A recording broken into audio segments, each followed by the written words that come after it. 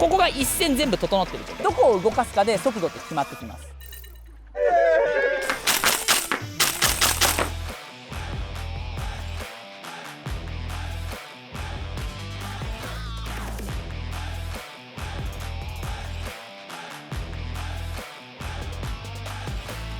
はい、じゃあ OK ですか。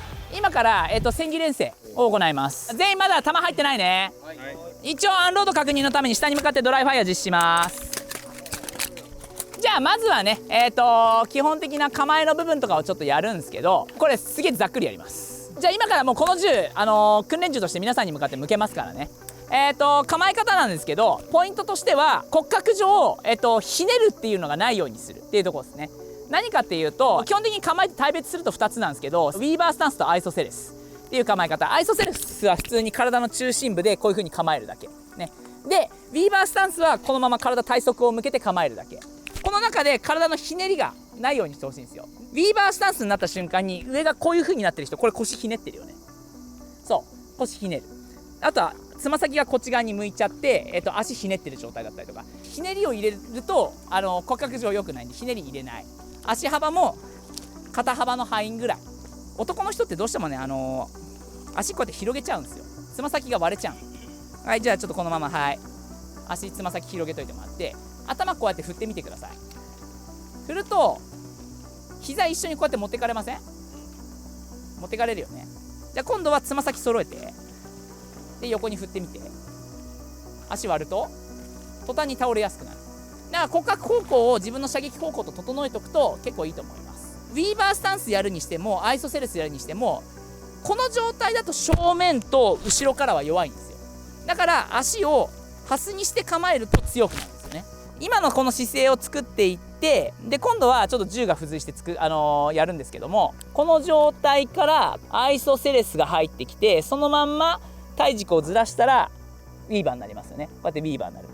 でウィーバーをして、でそのままアイソに戻る。でここから重心をちょっと崩すと、こうやって崩したらこれがセミウィーバー。ウィーバーとセミウィーバーは基本的にその遮蔽物から射撃する時に向いている構え方になるんですけど、セミウィーバーを作る時にこうやって作っちゃう人が多いんですよ。こうやって打つ人、セミウィーバーの時これくの字になってますよね。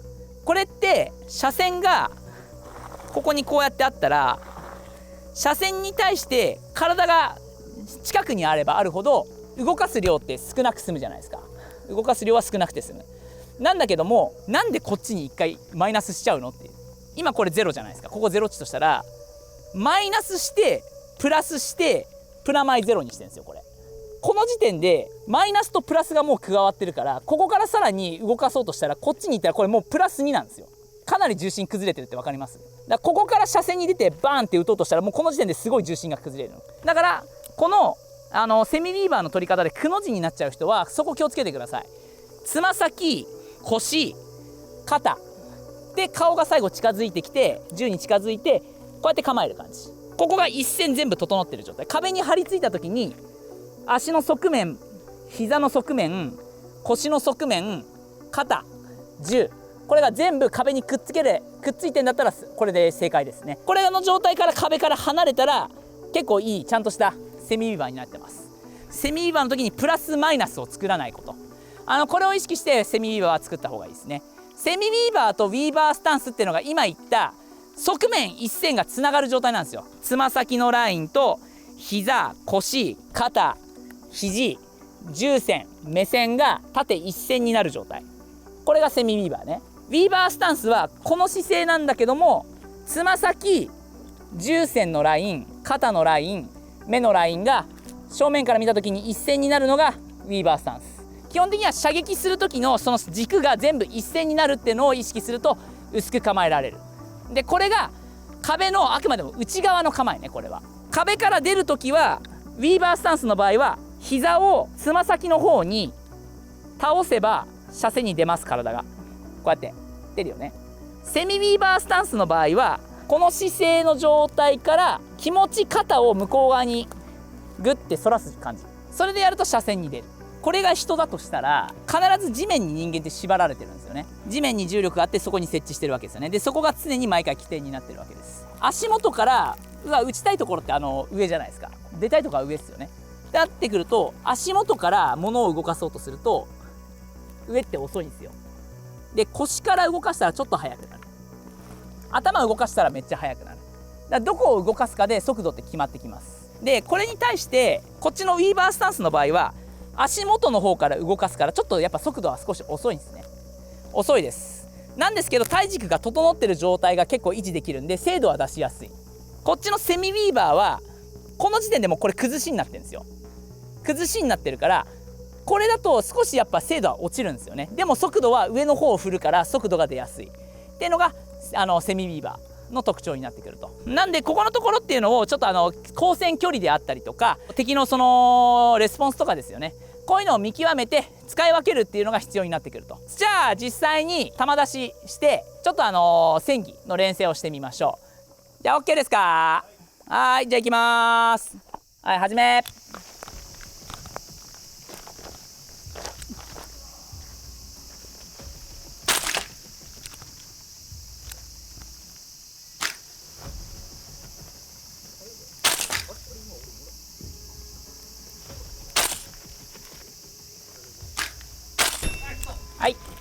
はい、今のがこっちのウィーバーの方の打つ速度。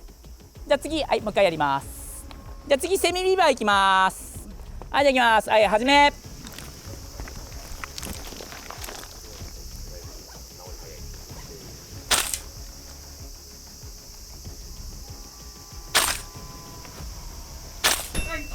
ていう感じ。今の方がちょっと速いの分かります？気持ち速いっすよね。 OK。 はい、じゃあ次、初めての人、じゃあ向こうでガンロックで、はい、じゃあ行きます。はい、始め。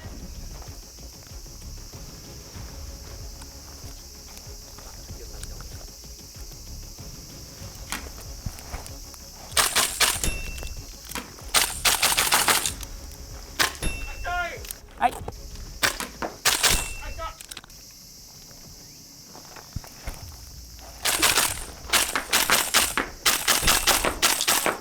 OK っていう感じ。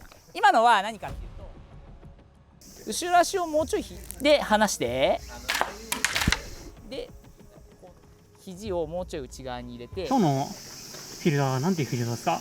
今日はキャットファシリティです。これまたどういったフィールドなんでしょう？最初はずっとキャットファクトリーだと思ってたんですけど、ずっとキャットファクトリーってずっと運営の人の目の前でずっとキャットファクトリーって言ってたんですけど、俺がお客さんの前で20回ぐらいキャットファクトリーって言った後にファシリティですって修正されました。はい、そんなフィールドです。フィールドとしては野戦とか CQB とかさらっと流して CQB です。A 棟 B 棟があって、各建物が結構大きい建物なんですけど、それを2つ並べて建物の接続っていうところも含めてで楽しめる CQB 兼市街地って感じですね。特徴としては CQB の室内が好きな人には楽しいと。楽しい、超楽しい、死ぬほど楽しい。ちなみに今までサーバーでタクトしてたと思うんですけども、はい、今回からこっちに変わったということなんでしょうか？変わったというよりもまた別件でご依頼いただいているって感じですね。はい、今回からこっちのキャットさんでもタクトレすると、はい、タクトレしてるということでございますので、よろしかったら来てください。はい、ありがとうございます。あ、まだ回ってます？あ、回ってますよ。ですね、今また聞いたんですけど、正式名称はキャットファシリティじゃなくて CAT ファシリティだそうです。全然違うじゃないですか。え？白いキャットだよ。点ついてる。点ついてる。で周りに書いて。周りにも書いて。じゃあ C 点 A 点 P 点なんでもない。はい、ゲームエリア B 棟の内部、外部使用不可。ここの内部の一番エンドの壁と、まあ向こうどこか分かんないけど一応エンドの壁からスタート。壁に背中をつけてスタート。状況開始後はまあ中で潰し合ってもらって全滅のを確認した後終了。はい、あとエコーが開いてなかっ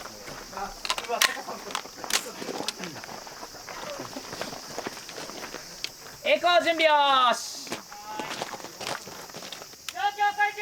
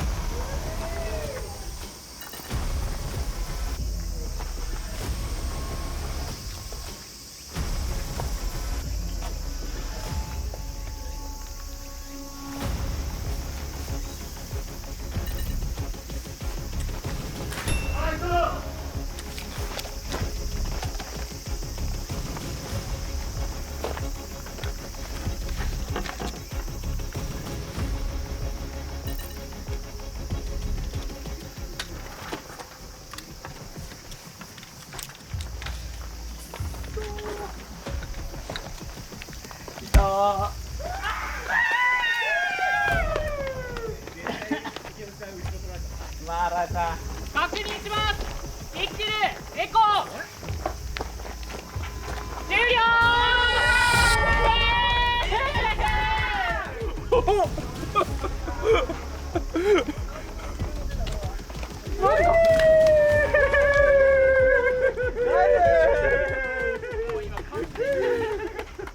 池落ちあれ俺のこと撃たないで後ろからで俺もなんか後ろからなんか足音するなと思ってふって振り向いたら見ててなんでどういう状態と思ってずっと2人でこうなってるから後ろ打てなくてそのままそうなんですよって回ってそうなんです大人の事情ね大人の事情ですはいじゃあお疲れ様でしたはいということでじゃあアルファが優勝でございますねお疲れ様でしたブラボーコロンビア入れるわブラボーじゃあ格好戦闘技能訓練ということでまあ最後のは余興になっちゃいますけど、それまでの過程でいろいろやってまいりました。で引き出しをちょっと増やしたっていうところなんですけど、これを現場合わせでパッと出せてやるかやらないかっていうのを選ぶってところまでねぶっちゃけあんなことやんなくても側面取れば勝てるっていう状況だったら別にやる必要ないんですよ、リスクを冒してまで。なんでそういったところの脅威分析ができた上であれをやるかやらないか選択するってとこですね。そこが大事です。一回覚えちゃうとやりたくなっちゃうんですよ。やりたくなっちゃうのだからめっちゃなんか正面からみんなぶっ殺してみたいな感じになっちゃってリスクが高いところに自分で行っちゃう。それはそれでいいんですよ、練習としてはそれでいいんですなんですけど、何かもしもちゃんと勝敗条件その目的っすよね。目的の中で多分サバゲって殲滅フラッグダウンとかってあるんですけど、共通の認識の勝ち負けがある中でそれを目指して戦うわけじゃないですか。なんでそれがあるのであれば、例えばあんまりしょっぱな自分が死に行くような消耗戦闘しちゃったら、じゃあちょっと全体的にもしかすると目的が達成できないかもしれないなってなったらあえて戦う必要もないかもしれないし、だからそこっていうのはもう自由に選べるんで、戦局に合わせてあと状況に合わせて自分の戦力とかに合わせてですね柔軟に対応するっていうのが必要かなと思います。はいということでですね、じゃあ一度休憩を入れたいと思いますが、なんか今のところ質問あります？大丈夫ですか？いいんですよ、質問しても。なぜ滝尾さんは私に後ろを取られたんですかとか質問してもいいんです。いいんですよ、質問しても。質問してもいいんですよ。いいんですよ、質問しても。そしたら俺知らねえよ、バーカって言われてる。嘘です。はい。